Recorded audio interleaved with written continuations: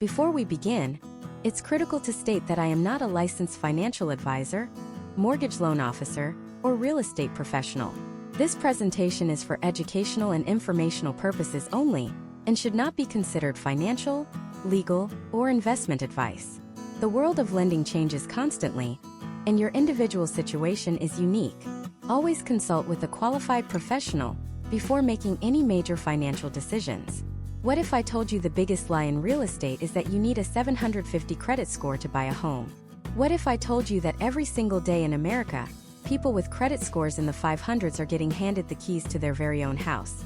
You've been told you're locked out, that because of a mistake you made 5 years ago, or a medical bill that went to collections, or a tough divorce that wrecked your finances, you're doomed to rent forever. You're stuck writing a check to a landlord every month, building their equity, paying their mortgage, while your dream of painting a nursery, of planting a garden, of having a backyard for your dog, that dream just gets further and further away. You see the headlines. Home prices are soaring, interest rates are climbing, and you feel this panic rising in your chest, this feeling that the window is closing and you're being left behind. You've probably gone online, typed in how to buy a house with bad credit, and you were hit with a tidal wave of useless, conflicting advice. One site tells you it's impossible. Another one offers you a guaranteed quick fix that sounds like a scam. It's frustrating, it's demoralizing, and it makes you want to just give up. Stop. Take a deep breath. That feeling ends today. This video is the clear, no-nonsense, step-by-step guide you have been searching for.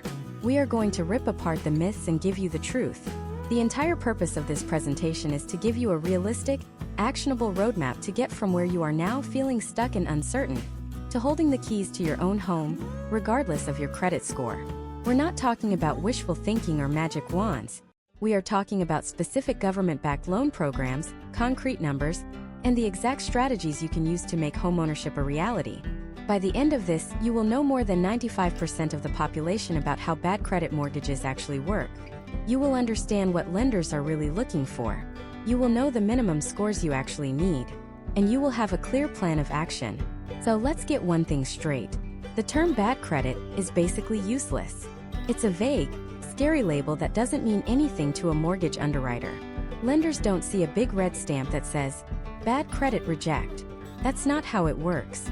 They see a number, and more importantly, they see a story. They see a FICO score, which is just a snapshot of your financial history. It's a grade, not a life sentence. The credit score ranges are typically broken down like this. 800 and up is exceptional. 740 to 799 is very good. 670 to 739 is good. 580 to 669 is considered fair. And anything below 580 is typically labeled as poor. Now, you've probably heard that you need to be in that good or very good range to even think about a mortgage. This is where the myth begins. That advice is for a very specific type of loan. A conventional loan. That's the loan you hear about on the news, the one the big banks love to give out because it's the least risky for them. For a conventional loan, yes, you generally need a minimum score of 620. And even then, if your score is that low, you're going to get hit with a much higher interest rate. Most lenders prefer to see scores of 700 or 740 for their best conventional loan terms. So if your score is 560 or 610 or even 640, and you walk into a major bank asking for a conventional loan, you're probably going to get a very polite, very quick no. And that's where most people stop. They get that one rejection and they assume the dream is dead. But what they don't know is that they were applying for the wrong product. It's like trying to win a marathon by entering a swimming competition. You're set up to fail from the start. The secret, the absolute game changer that millions of Americans have used, is to stop focusing on conventional loans and start focusing on government-insured loan programs. These are the keys to the kingdom for buyers with less than perfect credit. There are three main types we're going to dissect: the FHA loan, the VA loan, and the USDA loan. These programs were literally created by the United States government for the exact purpose of helping people who don't fit into the perfect little box that conventional lenders want. The government doesn't lend you the money directly. Instead, they insure the loan. They basically tell the bank, "Hey, go ahead and lend to this person. We know their credit isn't perfect, but if for some reason they can't pay, we've got your back. We'll cover your losses." This insurance removes a huge amount of risk for the lender, which makes them far more willing to approve someone with a lower credit score and a smaller down payment. This is the most important concept you need to understand. You are not a bad person because you have a low credit score. You are just a higher risk to the lender. These government programs are designed specifically to reduce that risk, opening a door that would otherwise be welded shut. So, let's stop talking in generalities and get down to the hard numbers. Let's start with the most popular, the most well-known, and the most accessible program for buyers with challenged credit: the FHA loan. The FHA, or Federal Housing Administration, has been helping people buy homes since the 1930s. It is the workhorse of the mortgage industry for first-time buyers and those who need a little more flexibility. So, what is the absolute rock-bottom minimum credit score the FHA will allow? The official guideline, written in black and white by the FHA itself, is a 500 FICO score. Let me repeat that. 500. That number probably shocks you, because it flies in the face of everything you've ever been told. Now, there is a giant asterisk next to that number, and we are going to spend a lot of time breaking down exactly what it means. It's not as simple as just having a 500 score and getting a loan. But the fact remains, the government has created a direct pathway to homeownership for people with credit scores starting in the low 500s. The difference between a 500 score and a 580 score is critical in the FHA's eyes. If your credit score is 580 or higher, you can qualify for an FHA loan with only a 3.5% down payment. On a $300,000 house, that's just $10,500 down. This is an incredibly low barrier to entry. If, however, your score falls into that 500 to 579 range, the FHA requires a larger down payment of 10%. On that same $300,000 house, your down payment would jump to $30,000. It's still possible, but it's a significantly higher hurdle to clear. This is why that 580 score is such a magic number in the FHA world. It's the line in the sand where the program becomes dramatically more accessible. But here's the next crucial piece of the puzzle, and it's something most people miss. Just because the FHA allows for a 500 or a 580 credit score, it does not mean that every single bank or mortgage lender has to approve you. This is called a lender overlay.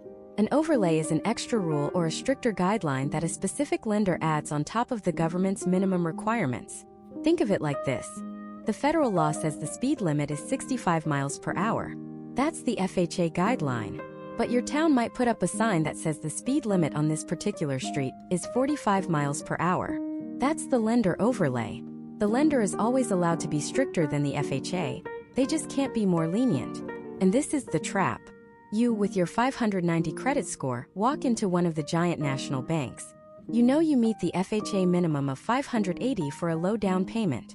But that specific bank has a lender overlay that says, "We don't do any FHA loans for anyone with a credit score below 640. So they turn you down. And once again, you think the dream is dead. You think, "I can't even get an FHA loan." But you weren't rejected by the FHA. You were rejected by that specific lender's internal rules. The problem wasn't your score. The problem was you were talking to the wrong bank. There are thousands of lenders in the United States. Many of them, especially smaller mortgage brokers and direct lenders who specialize in FHA loans, do not have these harsh overlays. They are perfectly willing and able to approve loans all the way down to the FHA's true minimums. Finding these lenders is the key. Your job isn't just to fix your credit. It's to find the right lending partner who works with people in your exact situation. So how do you find them? How do you sidestep the gatekeepers who only want the perfect 800 credit score applicants and connect with the lenders who are actually in the business of helping real people with real-life credit histories? It starts by understanding that not all lenders are created equal. In fact, thinking of them as one big, monolithic entity is the first mistake that gets most people rejected. Imagine 3 doors. Behind the first door you have the giants. The big box, household name banks you see on every street corner. Wells Fargo, Chase, Bank of America. This is the door most people walk through first. It's familiar, it feels safe. But for someone with bruised credit, this is often the fastest door to a no. These giants operate on massive scale and efficiency. They need a simple, fast, black and white system. They create strict internal rules, those lender overlays we talked about, that act as a filter. If your credit score is 619 and their internal rule says 620 minimum, a computer algorithm will likely reject you before a human even sees your full story. They aren't bad. They're just playing a numbers game, and they've chosen to only play with a certain set of numbers. Walking in there with a 580 score is like trying to enter a VIP club with a general admission ticket. The bouncer isn't even going to listen to your story. Now let's look at the second door. This door is different. It doesn't lead to a bank vault. It leads to a navigator. This is the world of the mortgage broker. A mortgage broker is your secret weapon. They don't work for one specific bank. Instead, they work for you. Their job is to be your expert guide, your advocate. They have relationships with dozens, sometimes hundreds of different lenders, big banks, small local credit unions, and specialized online lenders. They know which ones have the tough overlays and which ones are more flexible. They know which lender is great for self-employed people, which one is best for veterans, and most importantly for you, they know exactly which lenders are willing to work with FHA's true minimum credit scores. When a big bank tells you no, they're telling you no for their one institution. When a good mortgage broker tells you no, it's after they've exhausted an entire marketplace of options. They are the matchmakers of the mortgage world, and for someone with bad credit, having a professional matchmaker on your side can be the difference between getting a rejection letter and getting a set of keys. Then there's the third door. This one is less obvious. It's the specialist's door. Behind it are direct lenders and portfolio lenders, often called non-QM lenders. Non-QM stands for non-qualified mortgage. All that really means is that these loans don't fit into the perfect government-approved box. These lenders are the artists of the mortgage world. They don't just look at your credit score.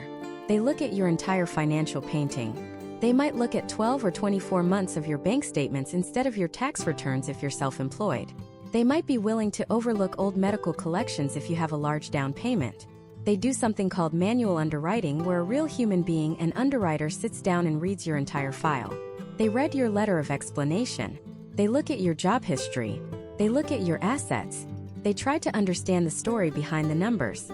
This is where the real magic happens for people whose lives don't fit neatly into a spreadsheet. Let me tell you a story about a woman named Jessica. Jessica was a single mom, a nurse working grueling 12-hour shifts. Her dream wasn't extravagant. She just wanted a small 2-bedroom townhouse in a safe school district for her 7-year-old son. But 3 years ago, her son had a severe asthma attack that led to a helicopter flight and a week in the ICU. The insurance covered some, but not all of it. Jessica was left with $30,000 in medical bills. She tried to make payments, but between rent, car payments, and just keeping food on the table, she fell behind. Those medical collections hit her credit report like a bomb. Her once decent score plummeted to a 565. For 2 years, she just assumed homeownership was impossible. A closed door. But her lease was coming up again, and her landlord was raising the rent by another $200 a month. She felt trapped. One Saturday, summoning all her courage, she walked into the big marble-floored branch of the National Bank where she'd had her checking account since high school. She sat down with a loan officer who smiled, took her information, and said he'd be in touch. 3 days later, she got the email. It was one short, cold paragraph. "We regret to inform you." Her heart sank. The automated system had seen the 565 score and the collections, and the door slammed shut. She felt ashamed, embarrassed, and hopeless. She told a coworker what happened, expecting sympathy. Instead, her friend said, "You went to the wrong place. You don't take a classic car to the quick lube oil change place. You need a specialist. Call my mortgage broker." Jessica was skeptical. Sounded expensive, complicated. But she felt she had nothing left to lose. She made the call. The broker, a guy named Mark, was completely different. His first question wasn't, "What's your credit score?" It was, "Tell me your story." Jessica hesitated, then told him everything. The hospital, the bills, the struggle to keep up. She explained how she'd never missed a rent payment in her life, how she'd been at the same hospital for 6 years, how she had managed to save up $10,000 for a down payment. Mark listened to it all. He didn't promise her a miracle, but he said, "Okay, Jessica, the big banks won't touch this. Their computers can't understand a story. But I work with 3 lenders who do manual underwriting. They have FHA programs that will go down to a 500 score if the story makes sense." Your story makes sense. Your challenge isn't the medical debt. It's proving you're a reliable borrower in every other aspect of your life. Over the next 2 weeks, Mark worked with her. He had her get a letter from her landlord documenting 5 years of on-time rent payments. He had her write a detailed letter of explanation about the medical situation, including copies of the original bills. He helped her organize her pay stubs and bank statements to show a stable, consistent income. He wasn't just submitting an application, he was building a case. He was telling her story to the underwriter. He submitted the full package to a specific, smaller, direct lender that he knew specialized in FHA loans with credit exceptions. Jessica waited. It was the most nerve-wracking week of her life. She expected another rejection. Then her phone rang. It was Mark. He said, "Jessica, I have some news. We got it. You're pre-approved for an FHA loan up to $220,000. Jessica started crying right there in the hospital break room. That pre-approval letter wasn't just a piece of paper. It was proof that her past mistakes, the ones that weren't even her fault, didn't have to define her future. It was the key to a front door of her own. She didn't get that key by fixing her credit overnight.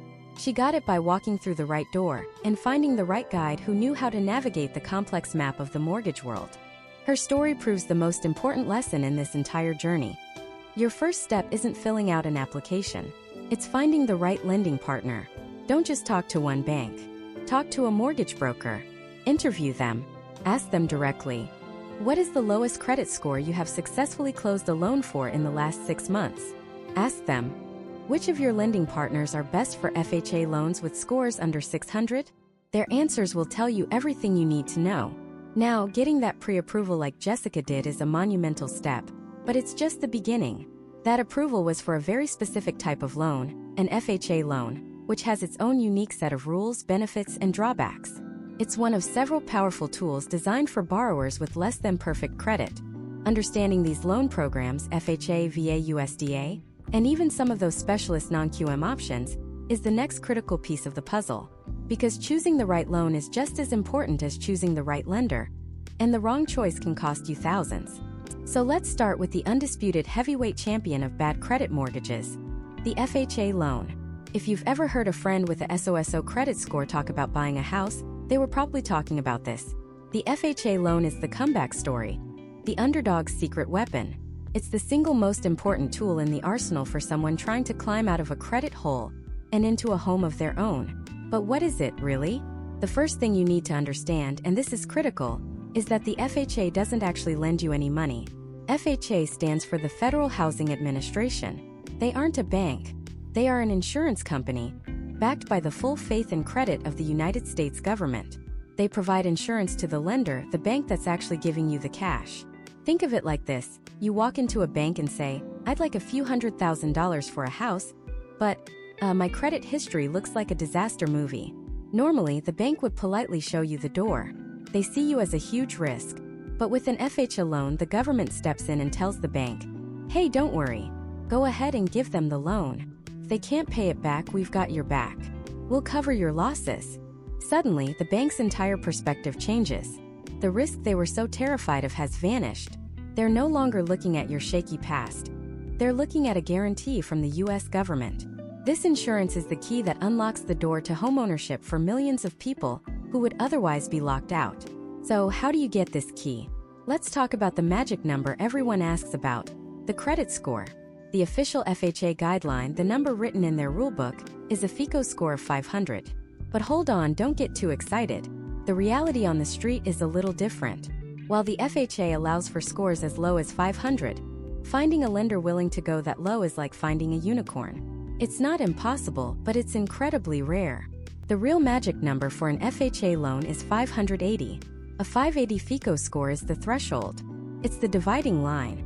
If you can get your score to 580 or higher, you unlock the FHA's most famous feature, the ability to buy a home with only 3.5% down.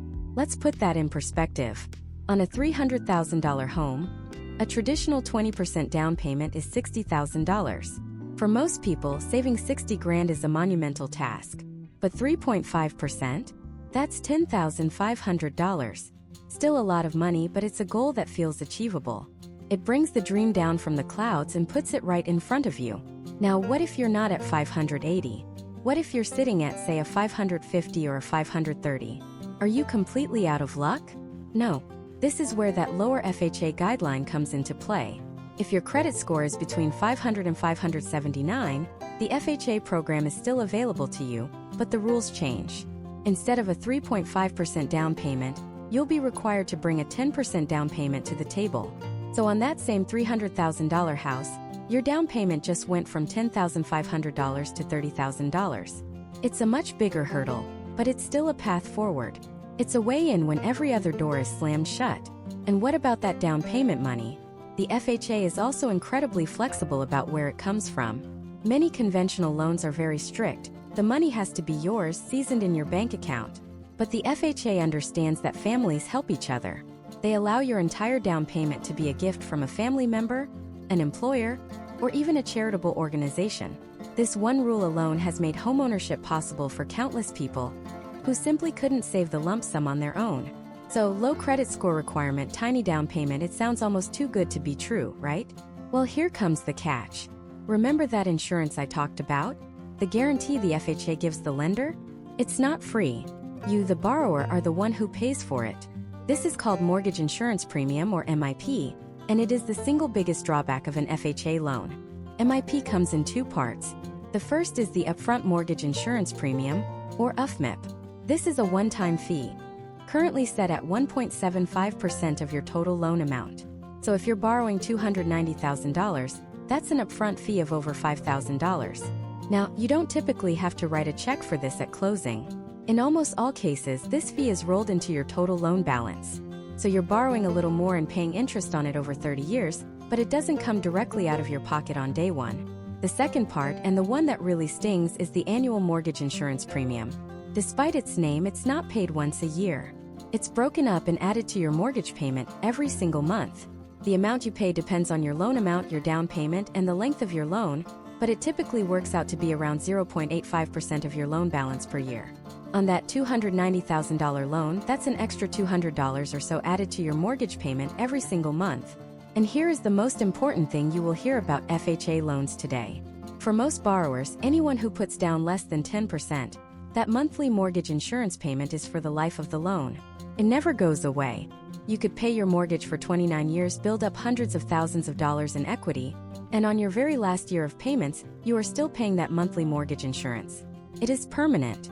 This is a massive difference from conventional loans, where private mortgage insurance, or PMI, automatically falls off once you reach about 22% equity in your home.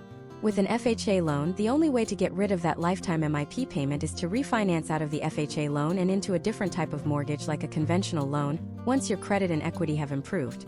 This is the trade-off. The FHA gives you an incredible opportunity to get into a home when no one else will, but you pay for that opportunity every single month for a very, very long time. Beyond the credit and the cash, the FHA is also more forgiving when it comes to your overall financial picture. They look closely at something called your debt-to-income ratio, or DTI. It's a simple concept. They add up all your monthly debt payments, car loan, student loans, credit card minimums, plus your new potential mortgage payment, and they divide it by your gross monthly income. This ratio tells them what percentage of your income is already spoken for. Most conventional loans get very nervous when that number creeps above 43%. But the FHA, they're known to be comfortable with DTI ratios of 50%, and sometimes even higher, up to 56.9% in some cases with compensating factors. This means if you have a student loan or a car payment that's eating up a chunk of your income, the FHA might still approve you when a conventional lender would say no. Finally, the FHA cares about the house itself. They require an FHA-specific appraisal, which is a bit more stringent than a standard one. The appraiser isn't just determining the value. They're also acting as a safety inspector. They're looking for things like peeling paint in older homes, which could be lead-based, broken windows, a leaky roof, or a faulty heating system. The property must meet what they call minimum property standards. This can feel like a hassle, especially if you're trying to buy a fixer-upper, but it's designed to protect you, the borrower, and the FHA from insuring a home that's unsafe or falling apart. So, the FHA loan is this powerful, flexible tool. It allows for credit scores down to 580 with a tiny down payment, it's lenient on your debt, and it even lets family help you out. But it comes with that permanent mortgage insurance payment that acts like a financial shadow over the life of your loan. It's an entry ticket, not a forever home for your finances. But what if you didn't have to pay that monthly mortgage insurance? What if there was a program with even more lenient credit requirements, and in many cases required no down payment at all? For a very specific group of Americans, that program exists. It's one of the most powerful and well-earned benefits in the entire country, and it's called the VA loan. It's a benefit forged in service, a financial tool of immense power, and for those who qualify, it is the single greatest home loan program in existence. So what is it? The VA loan isn't a loan that comes directly from the Department of Veterans Affairs. This is the first and most important thing to understand. The VA isn't a bank. They don't have tellers or loan officers. Instead, the VA provides a guarantee. Think of it like a cosigner. A really powerful cosigner with the full backing of the United States government. When a veteran gets a VA loan, the VA essentially tells the private lender, the bank, the credit union, whoever is actually providing the money, hey, we've got your back. If this veteran, for some reason, can't make their payments and the loan goes into foreclosure, we will cover a portion of your losses. This guarantee is called the VA's entitlement. It's a promise, and that promise completely changes the game for lenders. It removes a massive amount of their risk. When risk goes down, lending standards relax. And when lending standards relax, incredible things become possible for people who might otherwise be locked out of the housing market. Of course, the first question is always, who gets to use this superpower? Eligibility is specific and it's earned.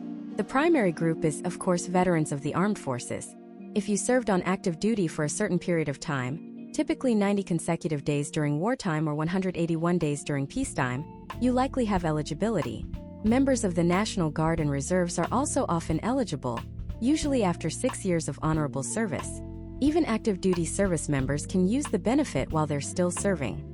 And in certain tragic circumstances, the benefit can pass to the surviving spouses of service members who died in the line of duty or from a service-related disability. The key to unlocking this entire process is a document called the Certificate of Eligibility, or COE. This is the golden ticket. It's the official proof from the VA that you have earned this benefit. You can get it online through a lender or by mail, and it's the first concrete step on the path to a VA home loan. So let's assume you're eligible. You have your COE in hand. Why is this loan so much better than almost anything else out there, especially if your credit is bruised? Comes down to 3 revolutionary advantages. The first is the one that stops everyone in their tracks. 0 down payment. Let me say that again. You can buy a home with absolutely no money down. For most Americans, the single biggest obstacle to buying a home isn't the monthly payment. It's saving the gigantic pile of cash needed for the down payment. A conventional loan often requires 5, 10, or even 20% down. On a $400,000 home, that's up to $80,000 in cash. An FHA loan, which we'll talk about more later, requires at least 3.5% down. That's still $14,000. The VA loan says you've served. You've already made your down payment. You can finance 100% of the home's value. This feature alone catapults veterans into homeownership years, or even decades, before they might have otherwise been able to. It single-handedly dismantles the biggest barrier to entry. The second massive advantage is the complete and total absence of private mortgage insurance, or PMI. This is a huge deal. With most conventional loans, if you put down less than 20%, the lender forces you to pay for an insurance policy. But here's the kicker. That insurance doesn't protect you. Protects the bank. You're paying a monthly fee, sometimes hundreds of dollars, to insure the lender against the risk of you defaulting. It's like being forced to pay for your landlord's home insurance. It offers you zero benefit. FHA loans have their own version of this called a mortgage insurance premium, or MIP, and it lasts for the entire life of the loan in most cases. The VA loan has nothing of the sort. Because the VA is already guaranteeing the loan, there's no need for this extra expensive insurance. This isn't a small thing. Eliminating PMI can save you $200, $300, even $400 a month.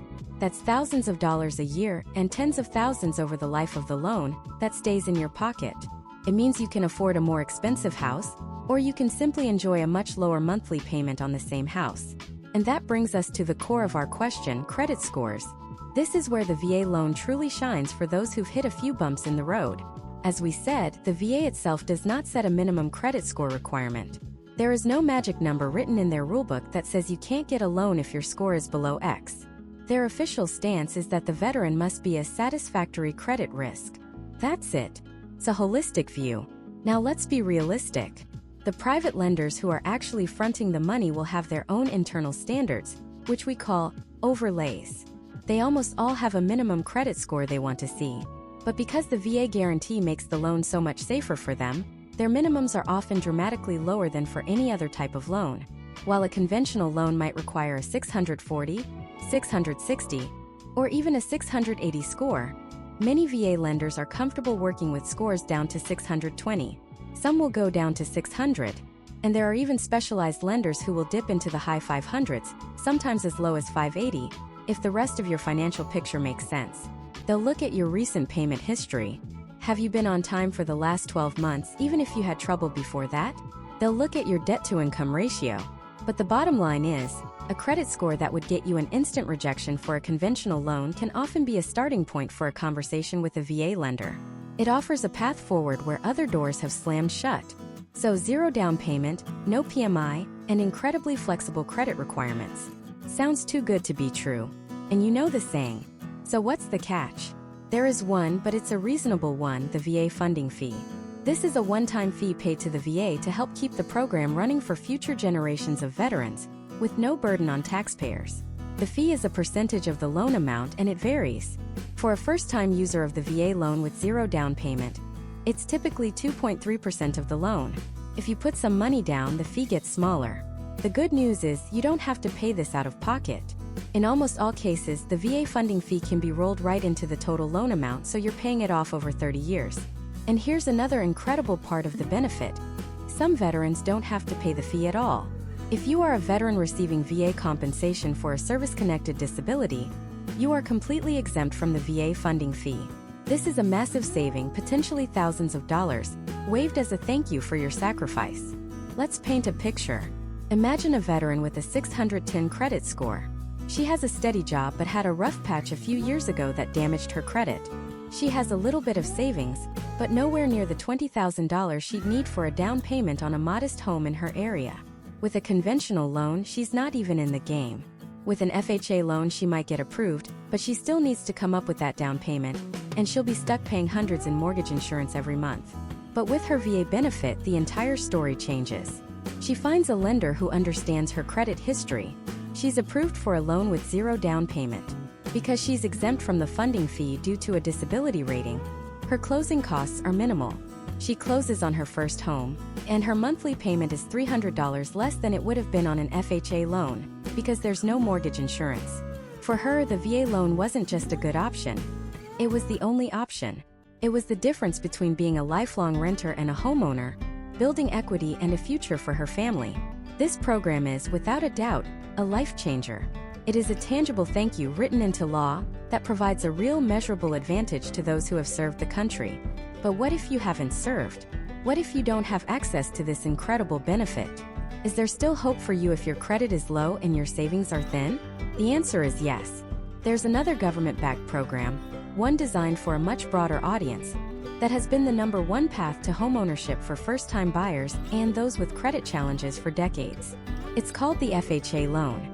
It's the workhorse of the American mortgage industry, the unsung hero for millions of families who thought the door to homeownership was slammed shut in their face. FHA stands for the Federal Housing Administration, and they've been helping people buy homes since the Great Depression. Now, right away, let's clear up the single biggest misconception about FHA loans. The FHA does not lend you money. You don't walk into an FHA office and ask for a check. They are not a bank. Instead, the FHA acts as an insurance company for the lender. Think about it from the bank's perspective. We've already talked about how they see a low credit score as a huge risk. They're worried you might default on the loan, stop making payments, and they'll be stuck with a house they have to foreclose on, which is a messy, expensive process. They want to avoid that at all costs. So, when you come in with a 580 credit score, their internal alarm bells start ringing. But with an FHA loan, the government steps in and tells that nervous lender, "Hey, calm down. We've got your back. If you approve this loan for this person, and for some reason they can't pay, we will cover your losses." Suddenly, all that risk the lender was so worried about, it vanishes. It's been transferred from the bank to the US government. And with that risk gone, the lender is now perfectly happy. In fact, they're eager to give you a mortgage. The FHA's insurance is the secret sauce. It's the magic ingredient that makes lending to someone with bad credit not just possible, but profitable for the bank. So, what does it take to get this government-backed seal of approval? This is where the clouds part and a ray of sunshine breaks through for so many people. The absolute minimum credit score required by the FHA is 500. Let me say that again because it's that important. 500. This is a number that most people in the industry won't even talk about. It's a number that would get you laughed out of the office at a conventional bank. But with the FHA, it is the floor. It is the starting line. Now, the program is structured in 2 tiers, and it all depends on your down payment. If you have a credit score of 580 or higher, you can qualify for the FHA's flagship benefit, a down payment of just 3.5%. 3.5. On a $300,000 home, that's $10,500. Compare that to the 20% down payment everyone always talks about, that would be $60,000. The FHA gets you in the door for a fraction of the cash. But what if your score is below 580? What if you're in that 500 to 579 range? You are still in the game. The FHA doesn't kick you to the curb. They just ask for a bit more skin in the game. In this credit score range, you'll be required to put down 10%. So on that same $300,000 home, you'd need $30,000. Yes, it's more than 3.5%, but it is still a world away from the $60,000 a conventional loan might demand, and it's a pathway to homeownership that simply does not exist anywhere else. Let me tell you about Sarah. Sarah's a dental hygienist from outside of Phoenix. A single mom with a 7-year-old son. She made a good, steady income, but a few years back, a medical emergency without great insurance left her with a mountain of debt. She paid it off bit by bit, but the damage was done. Her credit score was a 595. For 2 years, she watched rent in her neighborhood go up by $400 a month. She was paying more for her tiny 2-bedroom apartment than her friends were paying for their 3-bedroom house mortgages. She saved every penny she could and got a small gift from her parents, scraping together about $12,000. She went to her local credit union, the one she'd banked with for a decade, and they politely told her to come back when her score was at least a 640, preferably a 680. She was crushed. She felt like she was trapped, forever destined to throw her money away on rent, while her son grew up without a backyard to play in. Then, a friend told her to talk to a mortgage broker who specialized in FHA loans. She was skeptical. She thought it was just another dead end. But the broker looked at her income, her debt, her savings, and her 595 credit score, and he didn't say no. He said, "Congratulations, you're in a great position to buy a home." Sarah almost cried right there in his office. Because her score was over 580, she qualified for the 3.5% down payment. On a $280,000 townhouse she'd been dreaming about, that was just $9,800. She had enough for the down payment and some of the closing costs. 2 months later, I got an email from her with a picture of her son kicking a soccer ball in their very own backyard. That is the power of an FHA loan. It's not just a mortgage product, it's a life-changing tool. But it's not free. The government isn't just handing out this insurance out of the goodness of its heart. There is a catch, and it's a big one. It's called Mortgage Insurance Premium, or MIP. This is the fee you pay for the privilege of the FHA insuring your loan. It's how the government funds the program and protects itself against defaults. And it comes in 2 parts. First, there's an upfront mortgage insurance premium, or UFMIP. This is a one-time charge, currently set at 1.75% of your total loan amount. So, on a $300,000 loan, that's an extra $5,250. Now, before your stomach drops, you almost never pay this out of pocket. In 99% of cases, this amount is simply rolled into your total loan balance. So you're borrowing $305,250 instead of $300,000. It slightly increases your monthly payment, but it doesn't require you to bring any more cash to the closing table. The second part, and the one you'll feel every single month, is the annual mortgage insurance premium. It's called annual, but it's broken up and paid monthly as part of your total mortgage payment. The exact percentage can vary, but for most people it's 0.55% of the loan balance per year. On that $300,000 loan, that comes out to about $137 per month. That's an extra $137 you're paying every single month, on top of your principal, interest, taxes, and homeowner's insurance. And here is the single biggest drawback of an FHA loan, the part you have to understand before you sign on the dotted line. If you put down less than 10%, which is what most FHA borrowers do to take advantage of that amazing 3.5% down option, you will pay that monthly mortgage insurance for the entire life of the loan. For all 30 years. It never goes away. Unlike private mortgage insurance or PMI on a conventional loan, which automatically drops off once you have 22% equity in your home, FHA MIP is permanent. The only way to get rid of it is to sell the house or refinance into a different type of loan like a conventional loan, once your credit and equity have improved. So, is it worth it? Is this extra monthly fee, this financial parasite that latches onto your mortgage forever? Worth the price of admission? For millions of people like Sarah, the answer is an unequivocal, resounding yes. Let's do the math. Let's say you're paying that $137 a month in MIP. That's about $1,650 a year. Meanwhile, your rent just went up by $200 a month, which is $2,400 a year. You're already coming out ahead. But that's not even the most important part. While you're paying that MIP, you are living in your own home. Your monthly payments are building equity. You are paying down your own asset, not your landlord's. The value of your home is likely appreciating, growing your net worth while you sleep. You get tax deductions on the mortgage interest you pay. When you weigh the relatively small cost of MIP against the massive financial and emotional cost of being locked out of the housing market for another 5 or 10 years, while you try to save a 20% down payment and perfectly repair your credit, the FHA loan isn't just a good option. It's the only option. It is the bridge from renting to owning. It's the key that unlocks the door. So now you know the financial side. You know the credit scores, the down payments, and the cost of mortgage insurance. You're starting to see how this could actually work for you. You've got the pre-approval in your mind, you're ready to go. But what about the house itself? The FHA is insuring this loan. So they have a vested interest in making sure the house you're buying is a good investment. The government isn't just going to let you use their backing to buy any old falling down shack, right? There are rules. There are property standards and appraisal requirements that are very different from a conventional loan. And these rules can make or break your deal. Let's break down exactly what that means, because this is where so many bad credit homebuyers get their hearts broken. You see, when the Federal Housing Administration or the FHA guarantees your loan, they're essentially co-signing for you. They're telling the bank, hey, don't worry about this person's shaky credit history. If they default, we've got your back. We'll cover the loss. But in exchange for that massive favor, the FHA has one non-negotiable condition.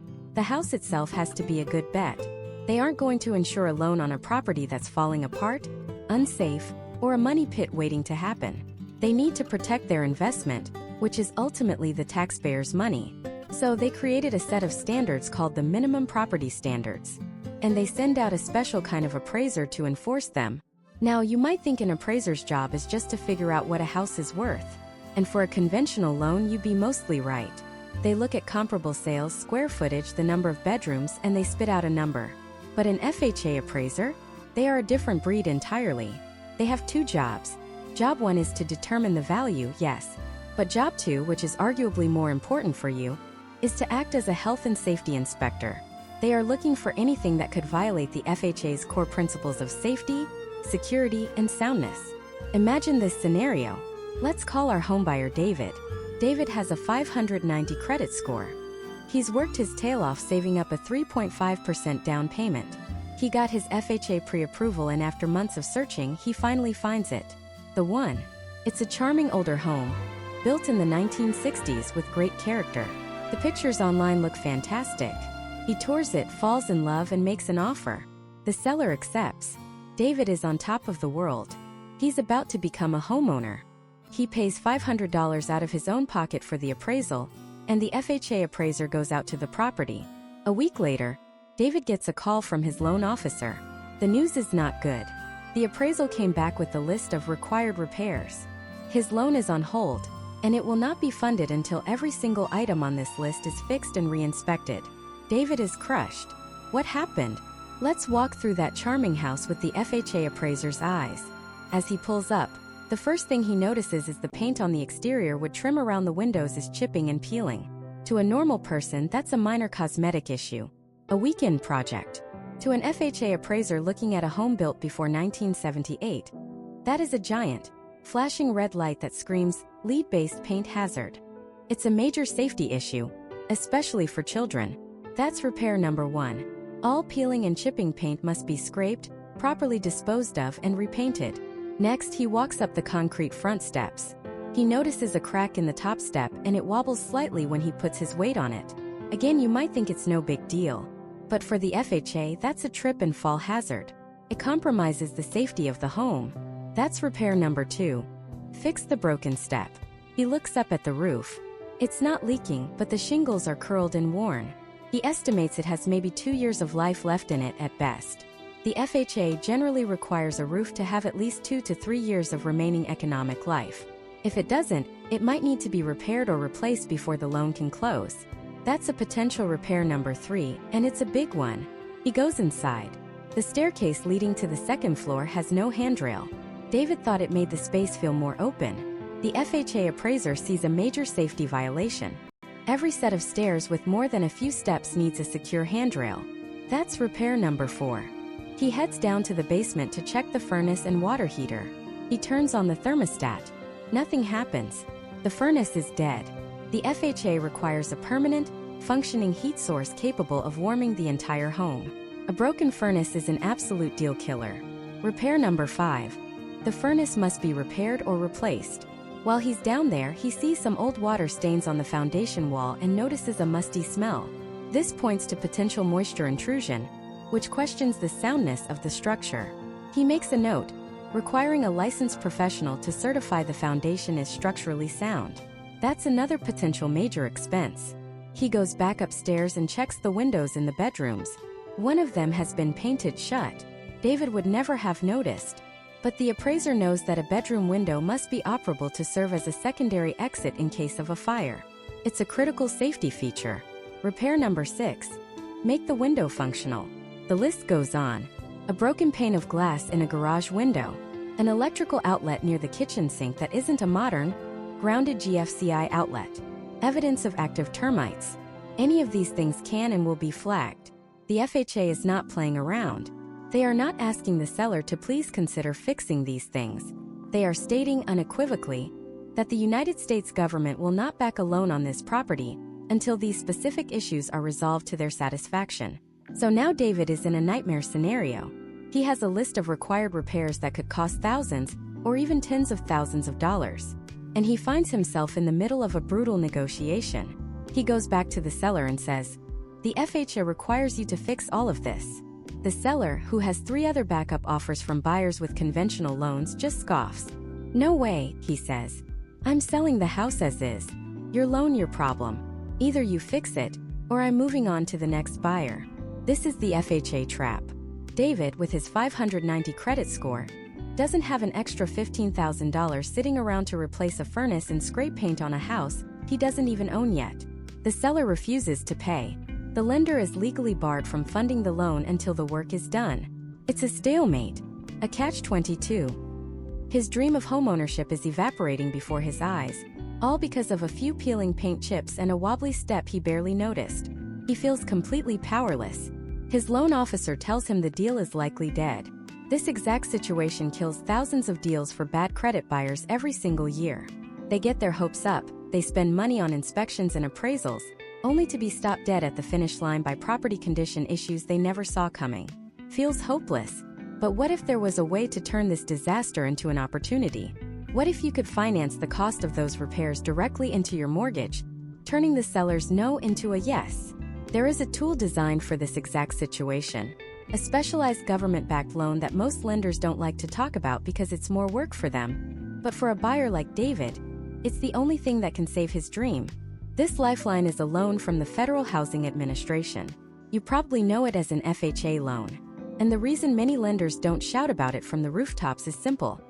FHA loans have more paperwork, stricter guidelines, and more government oversight.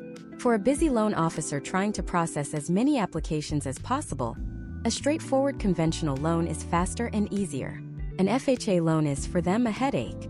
But for someone like David, that headache is the sound of opportunity knocking. So what exactly is an FHA loan?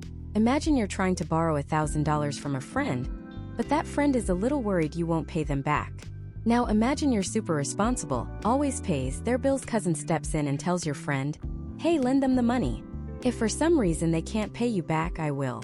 Suddenly, your friend feels a lot more comfortable, right? They're not really taking a risk on you anymore. They're taking a risk on your reliable cousin. That's basically what an FHA loan is. The Federal Housing Administration isn't the one lending you the money. The bank, the credit union, the mortgage company, they're still the ones cutting the check. The FHA is your reliable cousin. They are insuring the loan. They are telling the bank, "Go ahead and lend to this person, even if their credit isn't perfect. If they default on the mortgage, we will cover your losses."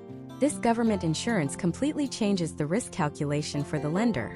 It makes them willing to say yes to borrowers they would otherwise have to turn away.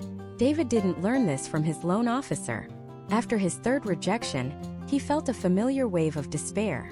It was the same feeling he'd had when his business failed, a cold dread that told him he was out of his league, that he was trying to play a game where the rules were designed for him to lose. But this time something was different. He had his family.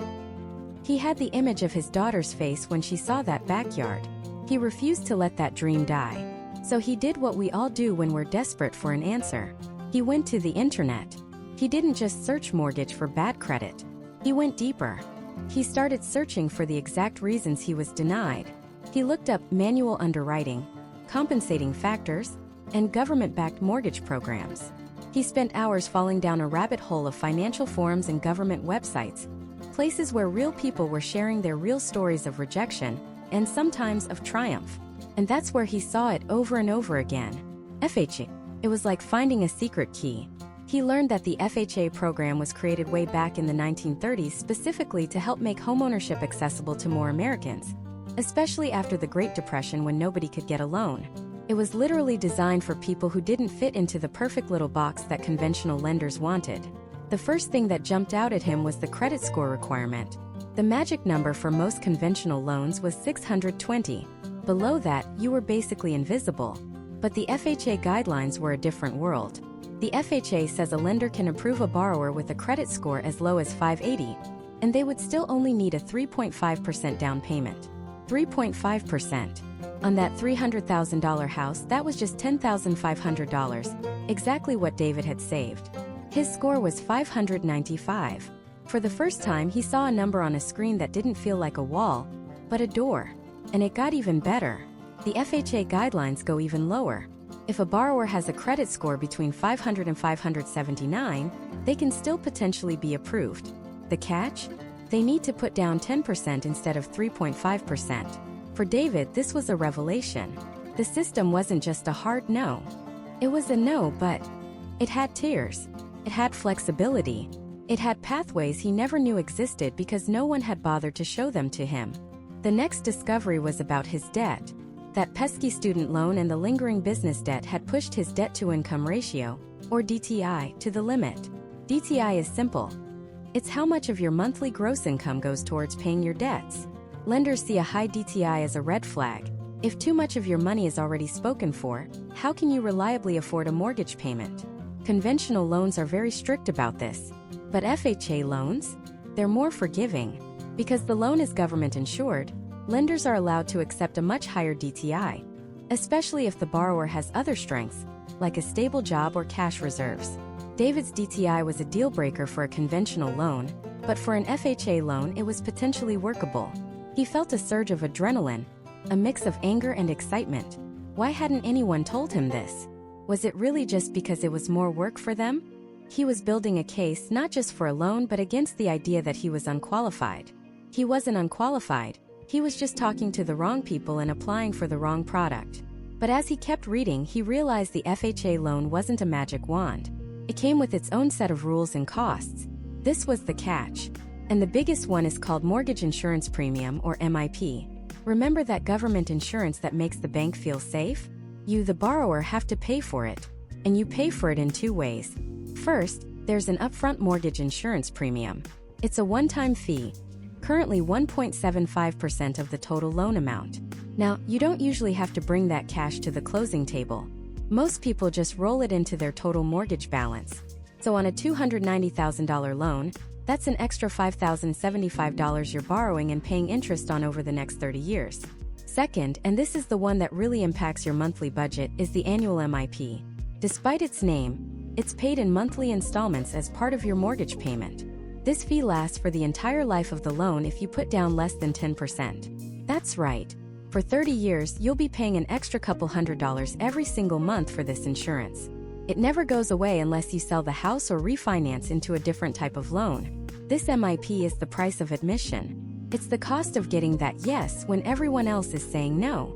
For David, an extra $200 a month would be tight, but it wasn't impossible. A tight budget in a house he owned felt infinitely better than a comfortable budget in an apartment he hated. There was one more hurdle: the FHA appraisal. An FHA appraiser isn't just concerned with the value of the house. They're also doing a basic safety inspection. They're looking for things like peeling paint in a house built before 1978, which could indicate lead paint. They're checking for a working furnace, a roof that isn't about to collapse, and proper drainage away from the foundation. They have a minimum property standards checklist. This is actually designed to protect the buyer from buying a disaster of a home, but it can also kill a deal. If the appraiser flags a required repair, the seller has to fix it before the loan can close.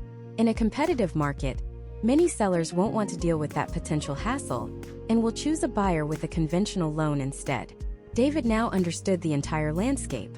He saw the opportunity and he saw the pitfalls. He knew his credit score put him in the FHA ballpark. He knew his down payment was enough. He knew the MIP would be a long-term cost, and he knew he'd have to be careful about the condition of the house he made an offer on. This knowledge was power. He was no longer a passive victim of the mortgage process. He was an active, informed participant. He closed the dozen browser tabs on his laptop and took a deep breath. His plan had completely changed. He wasn't going to just apply for a mortgage anymore. He was going to hunt for a specific type of lender, one that welcomed and even specialized in FHA loans. And then he was going to hunt for a specific type of house, one that would make an FHA appraiser smile. The dream wasn't just alive. It now had a detailed, actionable blueprint. Mark's first calls were to the giants, the national banks whose names were plastered on stadiums and skyscrapers. The conversations were polite, short, and utterly deflating. The automated systems and entry-level loan officers saw only one thing: a credit score below their internal threshold. They didn't care about his story, his stable income, or his meticulous budget. To them, he was a number, and that number was a no.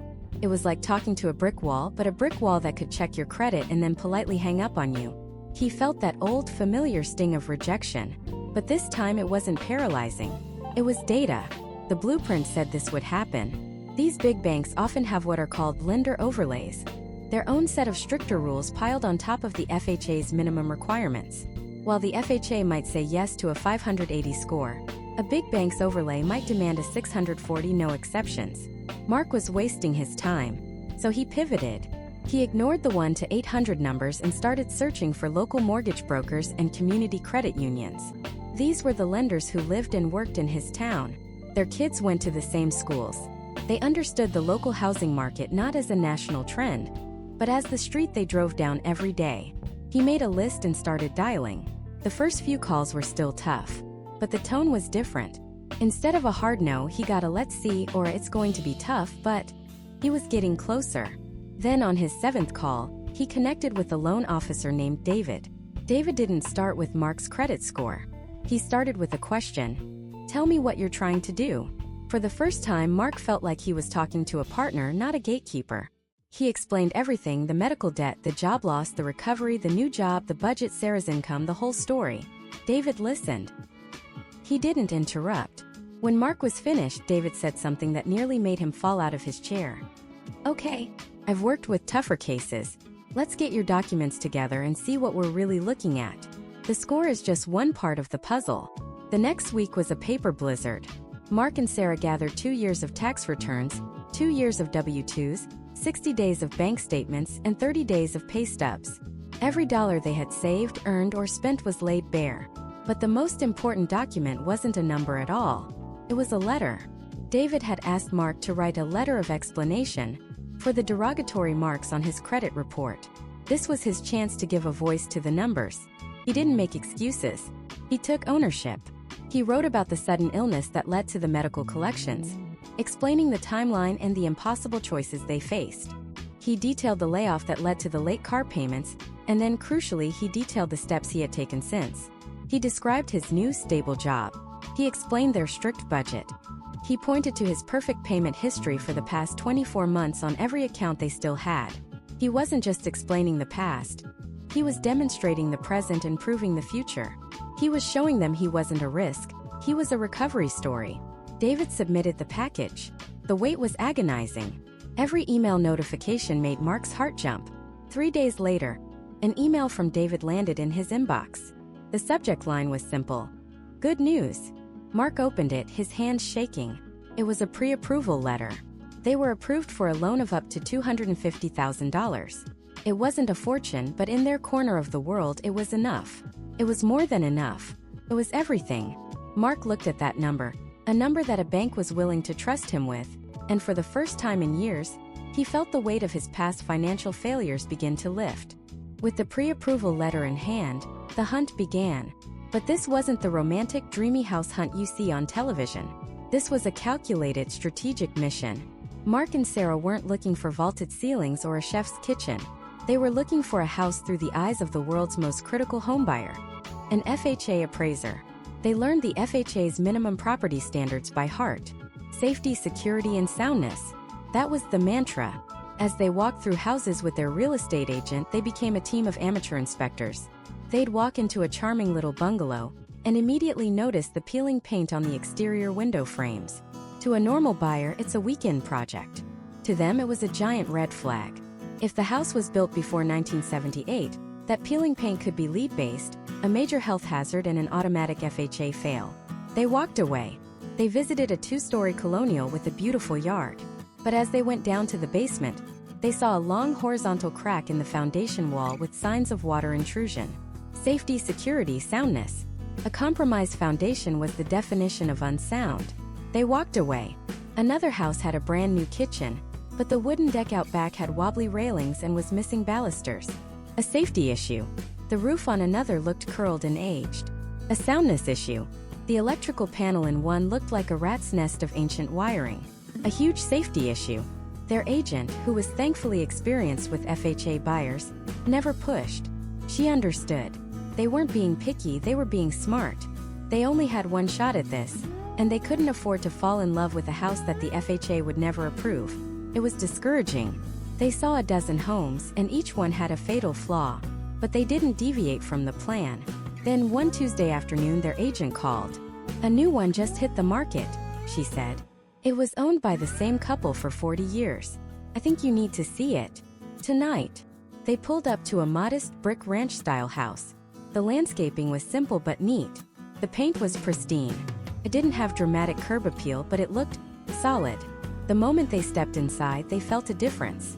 The air didn't smell musty. The floors didn't creak. The windows were newer vinyl replacements. They started their checklist. The roof. The listing said it was only 6 years old. They went to the basement. It was dry, clean, and smelled of laundry detergent, not mildew. The furnace and water heater looked modern and well-maintained. In the kitchen, the appliances were dated, but they all worked. The bathrooms were clean with no signs of leaks or mold. Every door latched, every window locked. The handrail on the basement stairs was firm. There were smoke detectors in every key area. It wasn't a palace. The kitchen linoleum was a throwback to the 90s, and the carpet was a shade of beige that was popular a decade ago. But it was safe. It was secure. It was sound. It was a perfect FHA candidate. And as Sarah stood in the middle of the living room, looking out the large picture window at the quiet street, she turned to Mark with tears in her eyes. "This is it," she whispered. "This is the one we can bring our baby home to." They didn't hesitate. They went back to their agent's office that night and wrote an offer. They offered the full asking price, $235,000. They attached their pre-approval letter from David, and on their agent's advice, they included a personal letter. In it, they told the sellers a little about themselves, about their journey, and about their dream of starting a family in a stable, loving home. They didn't mention their credit struggles, only their love for the house and how they could see themselves honoring the care the previous owners had clearly put into it. Then came the second agonizing wait. For 24 hours they barely spoke. Every phone buzz was a potential life-changing moment. The next evening, as they were picking at their dinner, Mark's phone rang. It was their agent. He put it on speaker. "Mark, Sarah," she said, and her voice was calm. "I just got off the phone with the seller's agent. They accepted your offer." A wave of pure, unadulterated joy washed over them. They hugged, they cried, they laughed. They had done it. Against all odds, they had a contract on a house. They had climbed the mountain. But as the initial euphoria began to fade, a new cold reality set in. Getting an accepted offer wasn't the finish line. It was just the start of the final, most terrifying phase. Now the real test began. Their file, their finances, their entire life story was about to be sent to underwriting. And the house itself had to survive the FHA appraisal. They had won the battle to get the offer accepted, But the war for the keys was just beginning. Everything now depended on two people they would never meet: a meticulous appraiser with a clipboard, and a faceless underwriter holding the final, unforgiving stamp of approval. The appraisal is the bank's first line of defense. It's an independent third-party valuation of the property to ensure they aren't lending you more money than the house is actually worth. Think about it from their perspective. If you default on your loan, the house is their collateral. They need to know that if they have to foreclose and sell it, they can get their money back. The appraiser doesn't care about your accepted offer price, the seller's feelings, or the beautiful letter you wrote. They care about cold, hard data: the square footage, the condition of the roof, the age of the HVAC system, and most importantly, what similar homes in the immediate area have sold for in the last 90 days. These are the comps, the comparable sales that form the bedrock of the valuation. For Mark and Sarah, this was a week of pure, agonizing silence. They had no control. They just had to wait, knowing that a stranger was walking through their potential future home, making notes on a clipboard that held the power of a judge's gavel. The fear is always the same. What if it appraises low? If they offered $300,000, but the appraiser says the house is only worth $290,000, the bank will only issue a loan based on that lower number. That would leave Mark and Sarah with a $10,000 gap they'd have to cover in cash, on top of their down payment and closing costs. Cash they absolutely did not have. A low appraisal is one of the most common deal killers in real estate. Their loan officer called on a Tuesday afternoon. The silence on the other end of the line before he spoke felt like an eternity. "Good news," he said, and the relief was so overwhelming it felt physical. "We came in right at value. 300 on the nose." They had cleared the first hurdle.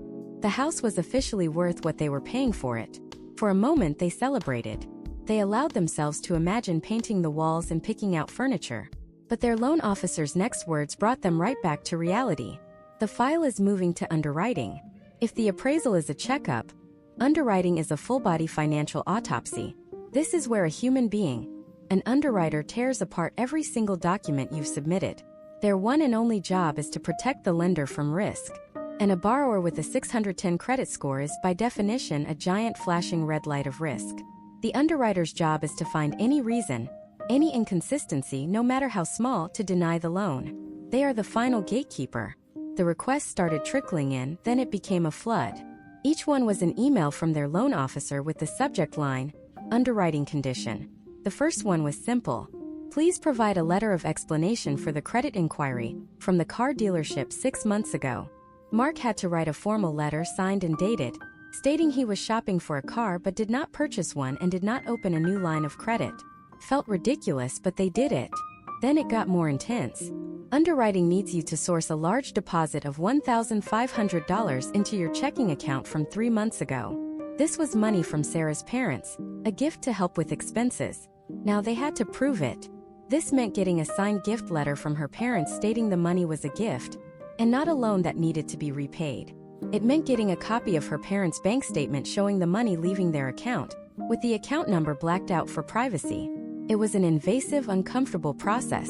They were asking their family to expose their finances for a process that still might not work. The underwriter was a ghost. They had no name, no voice, just an insatiable appetite for paperwork. They questioned a $40 late payment on a credit card from 2 years ago. They wanted to know why Mark's overtime pay varied from check to check. They demanded an explanation for a 30-day period between jobs back in 2019. Every blemish, every mistake, every single deviation from a perfect financial life was put under a microscope. Mark and Sarah felt like they were on trial. They spent their nights digging through old file cabinets, printing out bank statements and scanning documents on their phones, sending them into a digital void, hoping they were good enough. With each document they submitted, a day of silence would follow. Then another email would arrive. Underwriting condition. It was a relentless cycle of anxiety. They were 2 weeks from their scheduled closing date. The sellers had already moved out. The moving truck was booked. Their entire life was packed in boxes, waiting on the decision of this faceless person. Finally, after submitting what felt like 100 different documents, the emails stopped. Full day went by. Then 2. Their loan officer told them this was a good sign. It meant the underwriter was doing their final review. Mark and Sarah started to breathe again. Maybe, just maybe, they had done it. They had provided enough evidence to convince the system they were worthy. The call came on a Friday, 1 week before closing. It wasn't their loan officer. It was the processor, the person who packages the file for the underwriter. Her voice was flat, administrative. "Hi, I'm calling about your loan file. The underwriter has issued a suspension." The word hung in the air. Suspension. It wasn't a denial, but it was a hard stop. The entire process was frozen. What does that mean? "What's wrong?" Mark asked, his voice trembling. During the final public records check, the processor explained, "The underwriter found an outstanding judgment against you. It's from a medical collection agency for $2,800. It was filed 4 years ago. Until this judgment is satisfied and we have proof of payment from the court, the file cannot move forward." Mark's heart sank. He remembered it. An emergency room visit years before he had decent insurance. He thought his payments were handling it, but somewhere along the line, it had been sold to a collection agency he'd never even heard of, and they had secured a judgment against him without him ever knowing. It never appeared on his credit report, so they had no idea it was lurking in the shadows. It was a ghost from his financial past, and it had just materialized to kill his future. The processor was clear. This wasn't a suggestion. It was a non-negotiable demand. They had to pay nearly $3,000, a sum they had to pull from their carefully saved closing cost funds. But it was worse than that. They couldn't just pay the collection agency. They had to pay it, get a satisfaction of judgment letter, have that letter filed with the county court, and get a stamped official copy back to the underwriter. The legal system moves at a glacial pace. They had 7 days. 7 days to navigate a bureaucratic maze, pay a debt they didn't know was coming, and get a court-stamped document into the hands of an underwriter who now saw them as an even bigger risk than before. The seller's agent was already calling, asking if they were going to be able to close on time. If they missed the deadline, their contract would be void. They would lose the house. They would lose their inspection money, their appraisal money, and worst of all, the one shot they had. That night there was no hope. Just the crushing weight of a single piece of paper, filed in a dusty courthouse 4 years ago, that had risen up to destroy everything. They had fought so hard, but it felt like the final blow had just been dealt. They made the call, wiring a huge chunk of their remaining savings away to a nameless agency. They sent the confirmation to the processor, and then they waited, staring at the clock, knowing that every single second was pushing their dream further and further out of reach. The underwriter had the proof of payment, but the final verdict, the clear to close, was still a world away. The phone didn't ring. That was the worst part. The silence was louder than any rejection could ever be. Hours bled into a full day. Then another. Mark and Sarah were living in a state of suspended animation, caught between the life they had and the life they desperately wanted. Every email notification was a jolt of adrenaline followed by a wave of disappointment. It was just spam. A promotional offer. Not the news that would change their lives. They started to second-guess everything. Was the letter of explanation not enough?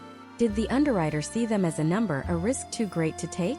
The dream, which had felt so tangible just days before, was starting to feel like a mirage again, shimmering and disappearing the closer they got. And then on a Thursday afternoon the phone rang. It was an unknown number. Sarah's heart hammered against her ribs. She looked at Mark, her eyes wide with a mixture of terror and hope. She answered, her voice barely a whisper. On the other end was their loan officer, and the first thing she said wasn't "congratulations." It was, "Are you sitting down?" That's a phrase that never ever precedes good news. Sarah sank onto the arm of the sofa, convinced this was the call where it all fell apart.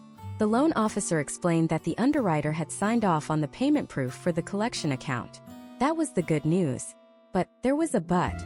There's always a but. The underwriter, in a final review of their bank statements, had flagged one more thing. A $40 recurring payment to a name they didn't recognize. It was an old subscription service Mark had signed up for years ago and forgotten about. It wasn't a debt. It wasn't a loan. It was just an expense. But to an underwriter, an unexplained automatic payment is a potential undisclosed debt. They had to source it, explain it, and prove it wasn't a loan, all before the 5 o'clock deadline. This is the reality of the process. It is a meticulous, microscopic examination of your financial life. It isn't personal, but it feels deeply personal. Mark and Sarah scrambled, digging through old emails, and finally found the original subscription agreement from 3 years prior.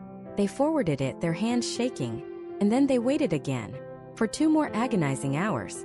At 4:45 p.m., 15 minutes before the close of business, an email landed in their inbox. The subject line contained just 3 words: clear to close.